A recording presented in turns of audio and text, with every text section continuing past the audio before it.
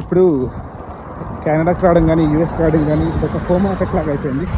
Reality ఒకసారి కొంచెం explain చేద్దాం అనుకుంటున్నాను. కమింగ్ టు అబ్రాడ్ ఏంటంటే యూజువలీ స్టడీకి ఒక 20 lakhs అలా గోన్ చేసుకుంటాము. వచ్చిన తర్వాత once you get a job you earn like 50 lakhs. Okay, 50 lakhs is a good package, compared to India. They actually miss the point of taxes.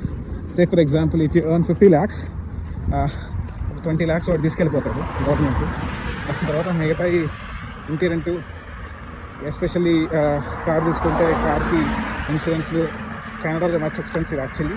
అన్ని peak వాడుకోకపోతే 1 లక్ష రూపాయలు మిగిల్చుకుంటే పెద్ద విషయం అనమాట పర్ మంత్. సో అటు ఇటుగా ఇండియాలో కూడా అంతే సేవ్ చేసుకుంటున్నారు ఇప్పుడు with decent amount of experience back in India.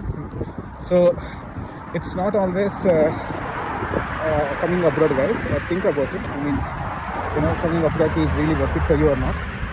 So yeah.